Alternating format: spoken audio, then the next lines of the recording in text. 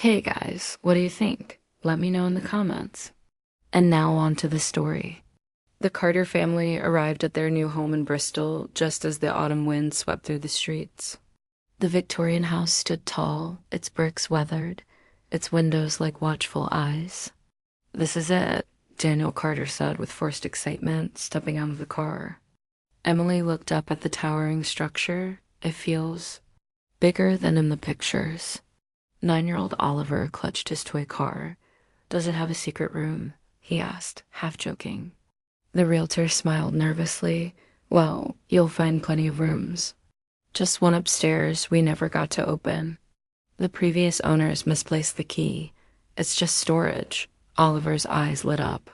A mystery room. Their new home was grand, though rather lonely. Emily liked it. The quiet pressed against her like the heavy drapes over the bay windows. It was cozy. She pictured herself reading novels by the fireplace while Oliver played in the overgrown garden. Daniel preferred city life. He spent most evenings at their bistro, which was fine. Emily enjoyed the solitude. The first week passed without incident. Then she noticed scratches on the floorboards, faint, like a fingernail dragged across the wood. At first, she dismissed it. An animal, perhaps a branch, scraping against the window. But then the scratching happened again, and she woke with a start. It was coming from above her. On their first night, Emily explored the hallways with a glass of wine in hand. The upstairs corridor was dim, the air strangely cold. Her gaze landed on the door at the very end. Its paint was chipped, the brass knob dulled. She twisted it locked. Something about it unsettled her, though she couldn't say why. That night, as the wind howled, she swore she heard scratching slow, deliberate coming from behind that door. Days passed. The Carters settled in, though the house carried an eerie stillness. One evening, Oliver ran to his mother. "Mom, why does the man in the dark room keep calling me?" Emily froze. "What man?" "The one behind the locked door.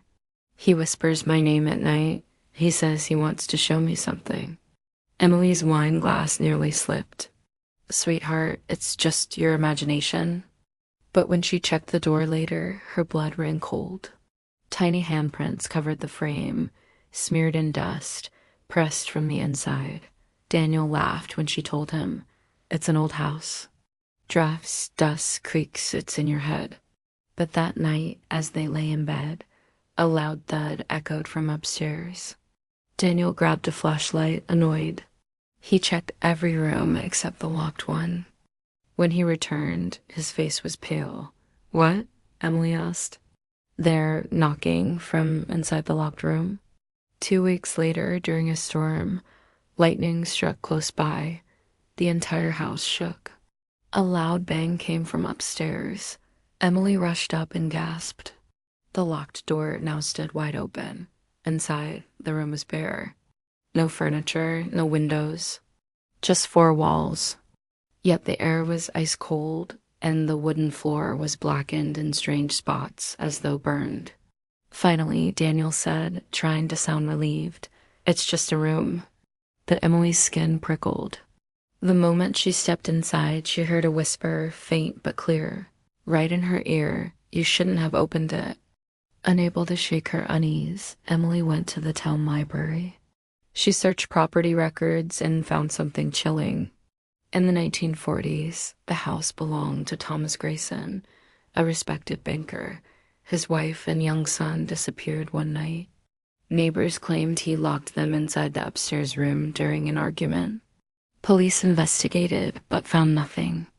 Thomas insisted they had left town. He continued living there alone until he died in the same house.